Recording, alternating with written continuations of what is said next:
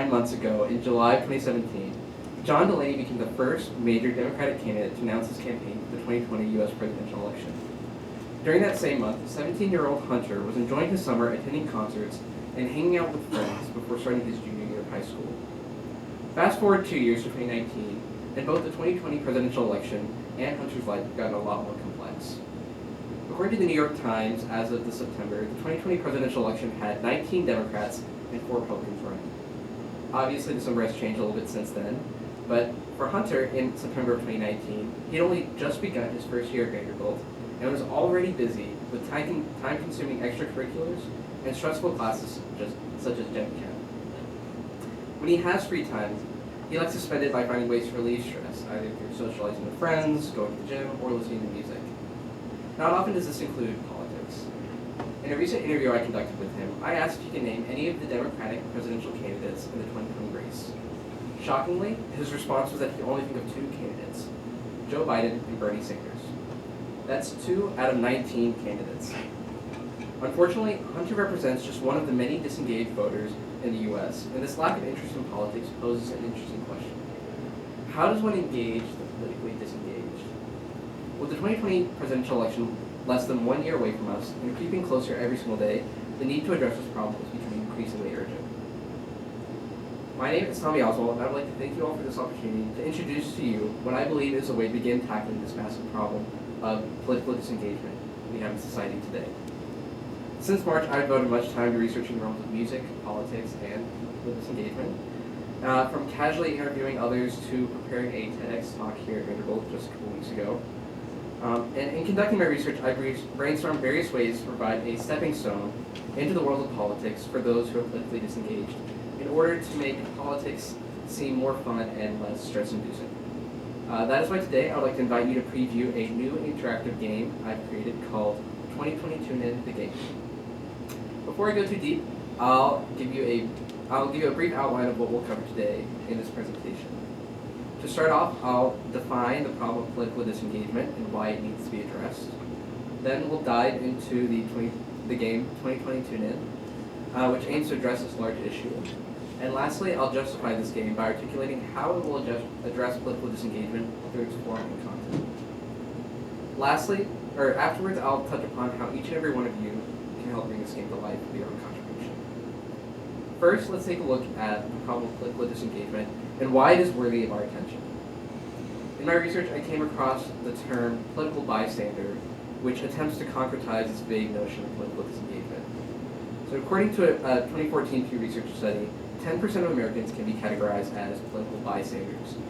These people are people who neither register to vote nor keep up with political affairs. As a whole, that is around 25.2 million people in the U.S. who are not registered to vote nor stay up to date on current political matters. Here you can see some quick math that uses numbers from the U.S. Federal Register in 2017 to calculate this whopping number of people who are politically disengaged.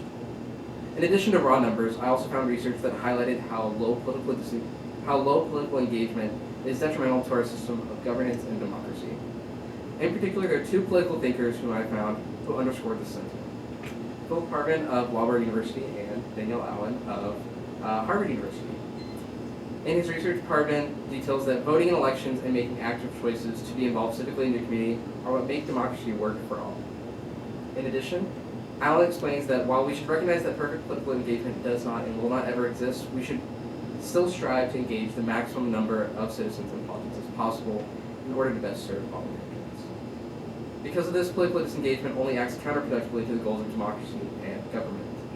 Furthermore, in her work Talking to Strangers, Daniel Allen details how political engagement can help to counteract a decline in political trust.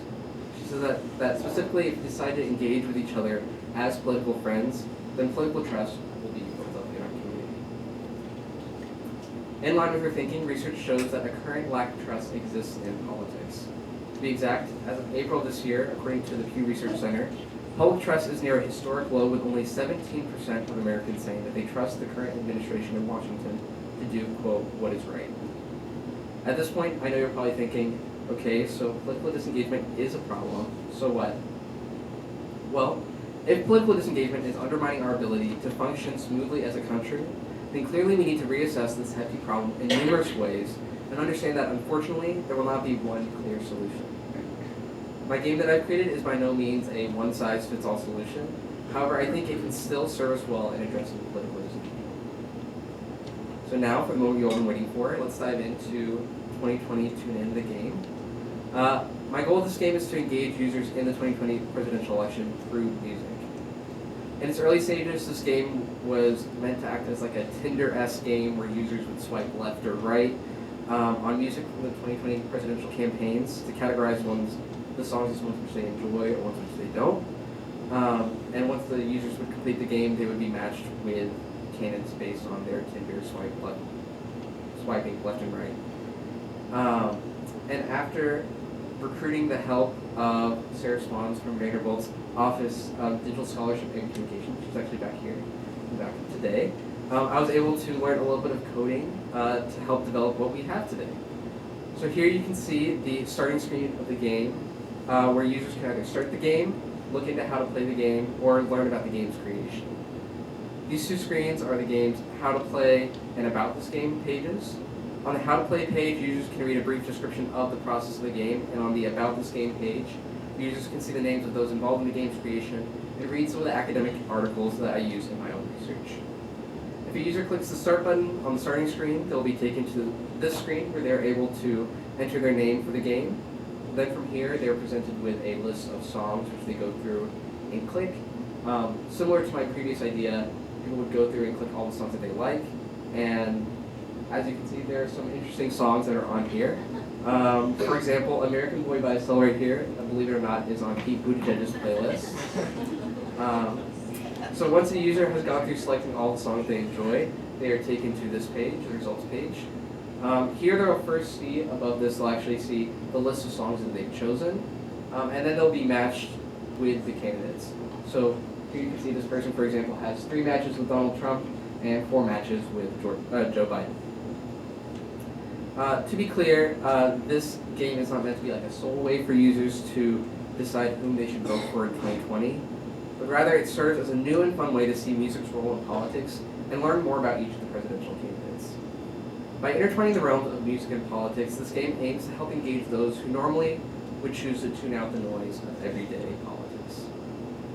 Lastly, I will speak to you about the effectiveness of 2022 in the game and how my research into this topic helped to construct this game's content and form. To start, according to David Dewberry and Jonathan Millen, 2 professors from Rider University, in their 2014 article, Music as Rhetoric, Popular Music in Presidential Campaigns, music can serve as a polysemic form of communication, meaning that music's communicative impact has multiple parts, including its instrumentation and lyrics.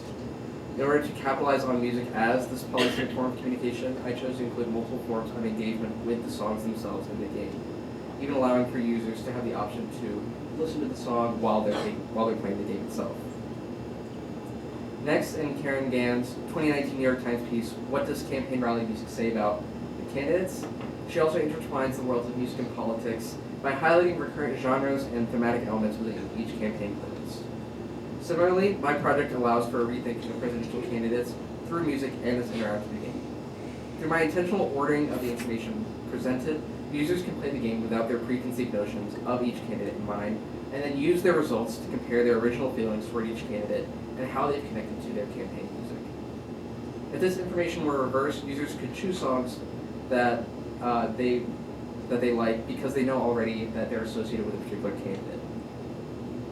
Finally, according to Dana Gorzlini-Mostek, a professor of music at Georgia College, in her 2016 article, Keeping It Real Respectable in 2008, Barack Obama's Music Strategy and the Formation of Presidential Identity, the various songs within a campaign playlist can act as unique insights into a candidate's values, identities, and vision for the future. In my planning of this game, I ensured that users can also find out more information regarding research on campaign playlists as ways for candidates to create identity, convey policy, and connect them to the roles they're seeking. By doing so, users can take the knowledge they've gained and apply it to their own lives as they navigate the soundscape of the 2020 U.S. presidential election. In conclusion, today I've spoken to you all about why political disengagement is a problem, how 2020 Tune In the Game aims to address it, and what research went into the planning of my game's content and form. However, before I leave you all today, I would like to highlight how your contribution to the success of this game is so important. By playing this game and spreading the word about it, you can join me in attacking the large issue of political disengagement. If each of you were to commit to this and share this game with at least 3 other people, I'm certain that this game can help to build a better and brighter future, not only for those such as Hunter, but for each and every one of us who carry with us the power to shape the future of this country with our own political actions. So with that, I'd like to thank you again for your time and your attention.